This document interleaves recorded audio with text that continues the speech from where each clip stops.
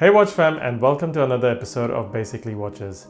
Now in this episode, I've got a really exciting battle in store for you, and I've got a three-way comparison between, first up, the Citizen Promaster reference NY0085, coming out of Japan, weighing in at 97 grams. Next up, we have the Seiko Street Fighter Ryu model, also coming out of Japan, weighing in at 95 grams.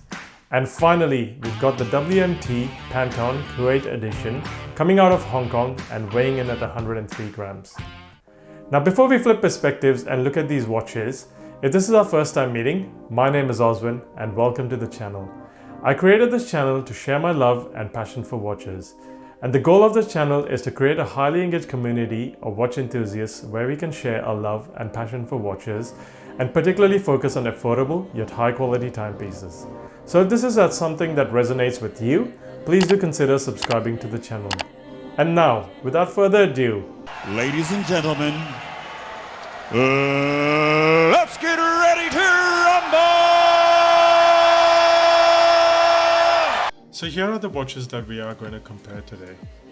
And we're going to look at them across 7 different categories and try and rate them. So the first category is the design, so the design of the watch itself. The second category is functionality, so what functionality does each watch offer.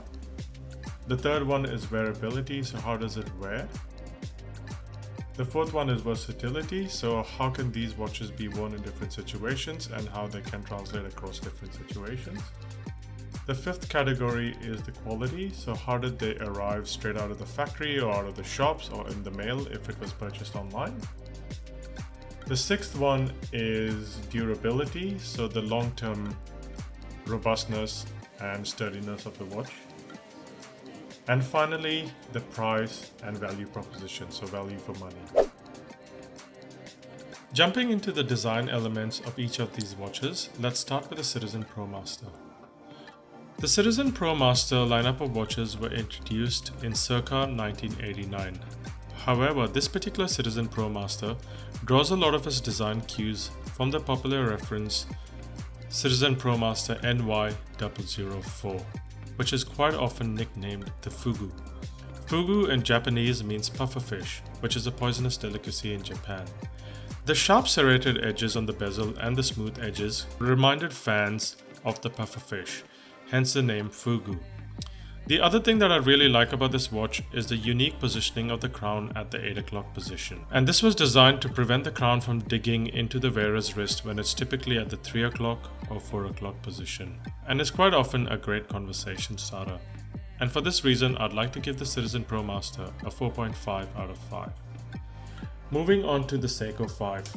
Now when Seiko introduced the Seiko 5 lineup of watches in the late 60s, they already set up to create a unique design. The 5 in the Seiko 5 is a reference to the attributes that any Seiko 5 watch would offer, and that is an automatic winding movement, a day-date display, a recessed crown at the 4 o'clock position, water resistance, and a durable case. Now when Seiko introduced the Street Fighter lineup of watches, one thing that they did really well is the amount of attention to detail they put in to capture the true essence of all the characters. If you look at this particular watch and look at the dial, the textured pattern on the dial, the scratch-like marks on the bezel, the kanji characters at the 9 o'clock position, which is also referred to as Furin Kazan, the textured pattern on the strap, the display case back with that Street Fighter logo, and once again the kanji characters on the back of the strap all perfectly capture Ryu's character and the toughness of the training he had to go through, and also his dogi, which is his judo uniform. And for this reason, I'd like to give the Seiko 5 a 5 out of 5 in terms of design elements. And now moving on to the WMT watch. If you look at WMT watches and their website, you'll notice that it draws a lot of its design cues from vintage watches.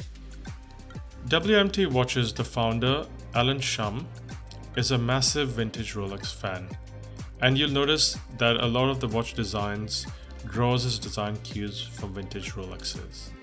And this particular one is no different. Having said that, it does have some unique elements, which is why I purchased this watch. The first one being the Arabic numerals on the bezel. And the second is the Arabic writing on the bezel, which says Dawlat Al Kuwait, which means State of Kuwait. So this particular piece is a bit emotional piece for me because having grown up in Kuwait, it brings back a lot of memories. And one thing I also appreciate about this is the execution in terms of design elements to give it that true vintage look and feel. So if you look at the hour markers and the patina on it, as well as the hands, it's just beautifully done. And that brass aged bezel gives it that nice vintage look and feel. The faded two-tone bezel as well gives it that nice bakelite look. And for this reason, I'd like to give the WMT a 4.5 out of 5 in terms of design. Okay, now let's examine the functionality of each of these watches. So if you look at the Citizen Promaster, it is a very functional timepiece. It's got a day-date display. It's got 200 meters of water resistance, if you look there closely. It's got a screw-down crown. It's got a rotating bezel, which has a nice clean and crisp action. So if you look at that, rotates quite smoothly. The smooth edges, sometimes when you hit them, it does make it a bit difficult to rotate, but yeah, once you get used to it, I suppose it works fine. And it's got a very durable case. The only thing it doesn't have is hacking movement. And I'll do a lume shot comparison of all three watches in a bit. For taking all these functions into account, I'd like to give the Citizen Promaster a 4.5 out of 5. Alright, so next up we'll look at the functionality of the Seiko Street Fighter Ryu model. So once again, this one also has a day-date display. It has 100 meters water resistance in this instant. Doesn't have a screw down crown. It does have a hacking movement, sorry. And the bezel action, it's not bad. I mean, it does have a good grip of the coin edge bezel, but it does feel a bit stiff. So yeah, I would have expected a slightly better bezel action, but it's not a big deal, to be honest. And for this reason, I would give the Seiko 5 a 4 out of 5. And finally, the WMT watch. Now, in terms of functions it offers, this is probably the least functional watch because it doesn't have a day or date display. Although the movement itself has the date function, but they've chosen to omit it in this instance to achieve that vintage look and feel, and also give the dial that nice balance and symmetry. So yeah, basically it's a watch that only tells the time. It's got over 100 meters of water resistance and also has a screw down crown, which is really good. It doesn't have a hacking movement. So yeah, taking everything into account, I would give this one a 4 out of 5. And the lume on this is not too bad either. It's pretty usable. Alright, so let's try and look at the lume now. It's lume shot comparison time. Now if you look here, the Citizen Promaster, it's got the lume on the hour hand, minute hand, second hand, and the hour markers. It's the same with the Seiko 5. The hour hand, minute hand, second hand, and the hour markers are lumed as well. And the WMT watch also has lume on the hour hand, minute hand, second hand, and the hour markers, but the hour markers are not as bright as the other two. In terms of the brightness, I think the Seiko 5 is the brightest of the lot, followed by the Citizen Promaster. Well, you'd expect the Citizen Promaster to have a fairly decent lume, considering it is a pure dive style watch. And whilst the lume on the WMT watch is not that bright, it is still pretty functional. Given the type of watch it is, taking into account its purpose and its style, that is the vintage look and feel, I think it's still a very functional lume. So that's the lume comparison right there. What about wearability on these watches? Well, before we jump into that, I thought it would be worthwhile going through some quick specs. So starting with the Citizen Promaster, this watch has got a case diameter of 42 millimeters, case thickness of 12 millimeters, a lug-to-lug width of 45 millimeters, and a strap lug width of 20 millimeters, which is awesome because it gives you plenty of strap options if you decide to change it. This particular Citizen Promaster came with a rubber strap, and it is really comfortable to wear, although it's not as supple as some of the other straps out there, but it was very comfortable to wear. And I've put it on this grey NATO strap in this instance, and as you can see here, it looks quite nice with this grey NATO strap as well. And for this reason, in terms of wearability, I would give the Citizen Promaster a 4.5 out of 5. Moving on to the Seiko 5. So this one has got a case diameter of 42.5 millimeters, so slightly larger than the Citizen Promaster, a case thickness of 13.38 millimeters, case lug-to-lug width of 46 millimeters, so slightly larger again, and a lug width, a strap lug width of 22 millimeters, so slightly on the larger side. The 22 millimeters also comes with plenty of strap options out there. There's a lot of aftermarket options should you decide to change the strap. The original canvas, the strap that this one comes on, is quite stiff. It's really stiff and really not that comfortable to wear. I suppose over time it will break in, but I don't know. I've read on a few forums that it is quite stiff even after a few wears. So for this reason, I'd like to give the Seiko 5 a 4 out of 5. And finally, the WMT. This watch has got a case diameter of 38 millimeters. Case height, surprisingly, the tallest of the three at 14.5 millimeters, and I think that's because of its double dome crystal that it's got there, the clear crystal. It's got a case length of 46 millimeters, so very similar to the Seiko 5. And a strap lug width of 20 millimeters. Once again, if you decided to change the strap, this would pair beautifully with many leather straps, and there's plenty of leather strap options out there at 20 millimeters. This particular Jubilee bracelet, I'm not a big fan of. It is hollow and a bit jiggly, but in terms of wear, it was super comfortable to wear. I didn't experience any pinching, and just quick show you on the wrist. So that's what it looks like on my 7.25 inch wrist. And for this reason, I would give the WMT a 4.5 out of 5. Hey watch fam, hope you're enjoying the video so far. If you are, you know what to do. Smash that like button and drop a 1 in the comment section below. If you're not enjoying this video, then drop a 2 in the comment section below. Either way, leave a comment because it helps. When it comes to versatility, I think the WMT is probably the most versatile of the lot. With its metal bracelet, its smaller size, its very symmetrical dial, it's perfect for daily wear, the weekend, casual gatherings, or if you're game, even pool or the beach. It wears nicely on a long sleeve shirt and easily slips under the cuff, which is why it makes it very versatile, because you could wear it in a formal business or corporate environment or any other formal event. And for this reason, I give it a 4.5 out of 5. Now when it comes to the Citizen and the Seiko, they're more casual weekend type watches. They're good for the weekends, casual gatherings, the beach, pool, any barbecue. You could possibly dress up the Citizen with a leather strap or a metal strap and wear it in a casual business environment with a long sleeve shirt. It would probably look out of place on a suit or in a formal environment, but that's just my view. And you know what they say, rules are meant to be broken. So if it floats your boat, then go for it. I've seen people wear a G-Shock in a suit, and for this reason, I'll give it a 4 out of 5. Same with the Seiko. With its wide strap, it probably could be worn on a long sleeve shirt in a casual business environment. It would probably look okay on a suit as well as in a formal business environment, although the wide strap is bound to draw a bit of attention. So if that's something that interests you, or if you like the attention, then why not? The other thing to consider is with the wide strap, if you do choose to wear it on a suit, for example, or in a formal business environment, then it might be a bit hard matching with your shoes or belt if that's something you like doing.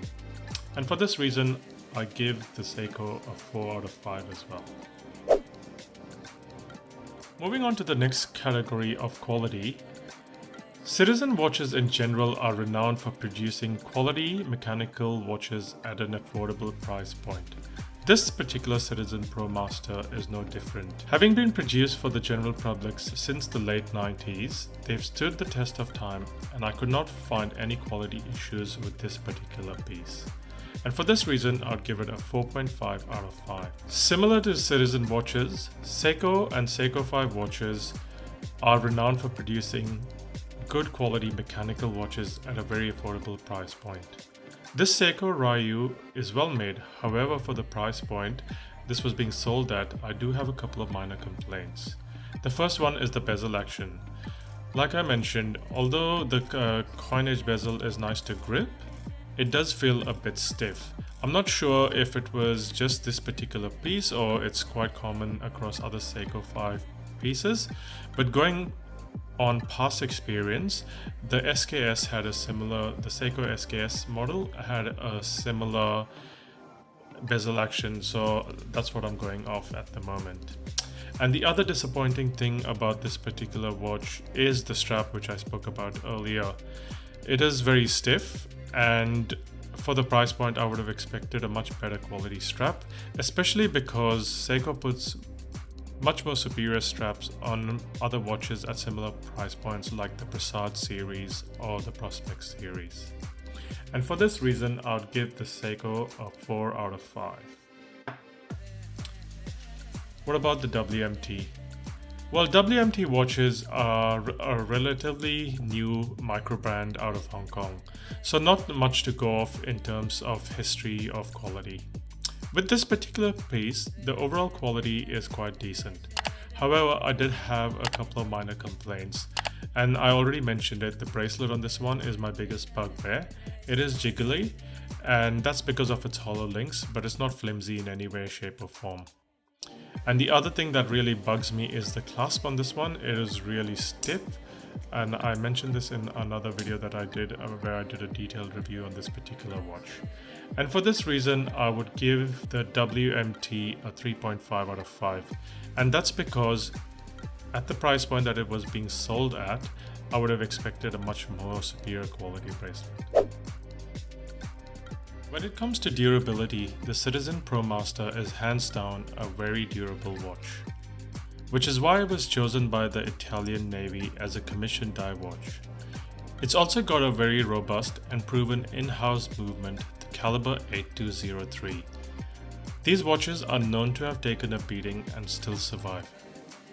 To add to that, the fact that it's got an ISO certification for dive watches is a testament to its quality and durability. The cases on all three watches are made out of 316 stainless steel. It's got a mineral glass, which offers some degree of scratch resistance, but nowhere near as a sapphire crystal would. And the rubber band that this watch originally came on is tough and will take a lot of beating. And for this reason, I would give the Citizen Promaster a 4.5 out of 5. When it comes to the Seiko, to be honest, I haven't fully tested the durability of this particular watch, but Seiko 5 and Seiko watches in general are known to be durable, and Seiko 5 have been around since the 60s. I owned a Seiko 5 from 1968 which was very durable and had a robust movement, and for a 60-year-old watch it kept great time and never skipped a beat. Seiko 5 and Seiko 5s in general, as I mentioned, are meant to be very reliable, robust watches, and this particular one has a proven caliber 4R36 movement which have stood the test of time. Again, this one has a hardlex crystal which is very similar to mineral glass and offers the same degree of scratch resistance. The canvas strap on this watch, it seems to be very tough and will take a lot of wear before it falls apart. And for this reason, I would give it a 4.5 out of 5 as well. With WMT, well, they're a fairly young brand and it's hard to comment on its durability. It uses a proven, robust, automatic Miyota 8215 movement, which is a Citizen movement. And I've been wearing this piece a fair bit in the last couple of months and I've owned it, and it seems to be fairly robust and durable. I haven't explicitly stress tested this one, but I have worn it in plenty of situations and it's held up okay. It's got an acrylic crystal which tends to be a bit of a scratch magnet, but they can be polished out and the micro scratches can be buffed out easily. The bracelet on this watch is also made out of stainless steel, and although it's hollow, it's not flimsy and will last a long time. It may stretch over time, but that can be adjusted and maybe it needs some tightening over time. And for this reason, I would give it a 4 out of 5. Moving on to the final category, and that is the price and value for money. The Citizen Promaster, the cheapest of the three, with an RRP of 350 to 450 Australian dollars, which is approximately 270 to 345 US dollars. The Citizen Promaster is a durable, functional, and somewhat versatile watch. It's such a good value proposition, and for this reason, I would give it a 4.5 out of 5. Sitting in the middle, in terms of the price, the Seiko 5 Ryu had an RRP of 690 Australian dollars, which is approximately 530 US dollars. However, when available for purchase, there were several websites offering good deals on them, which meant some people were able to buy it a bit cheaper. Although on the upper end of the spectrum compared to some of the other Seiko 5 watches in the Seiko lineup, I think the price is fair, given that it is a limited edition of 1,000 pieces and the level of effort Seiko put in to capture the true essence of all the Street Fighter characters. And for this reason, I would give it a 4 out of 5. Certainly the higher priced of the three watches, coming in at 690 US dollars. The price is on the higher end of WMT watches, that is within their range of watches that they sell on their website. And this was the most expensive watch in their range at the time of purchase. Yes, it's a limited edition of 50 pieces, and yes, I have a very strong emotional connection with this piece, and that's the only reason I spend that kind of money to purchase it, especially from a brand that is relatively young and unknown. For the purposes of this review, however, and putting my emotions aside, I would say it is overpriced. And for this reason, I would give it a 3.5 out of 5 in terms of value for money. There's one other factor that I wanted to put in, which is not going to be part of the scoring, but I thought it's worth considering, and that is the feel-good factor. And surprisingly, of all the three watches, the WMT is the one that I connected with the most and I bonded the most with. And coming in at second was the Citizen Promaster. It's such a fun watch to wear. I've worn it in so many situations at the beach and casual outings and so forth, and I've really bonded with this particular watch as well. Much to my surprise, the Seiko 5 Ryu model was the least that I've connected with, and I'm really surprised about this one, especially because I was such a huge Street Fighter fan and Ken and Ryu were my favorite characters. But yeah, that's what they say, certain watches, it's about the connection and it's about how they make you feel. So it doesn't matter what brand it is, how expensive a watch is, if it doesn't feel right, it doesn't feel right. And now it's time for the moment we've all been waiting for. It's the results and the final verdict. So are you ready? Let's have a quick drum roll. And so here it is, the results, guys. Coming in first place with a total of 31 points out of 35 is the Citizen Promaster.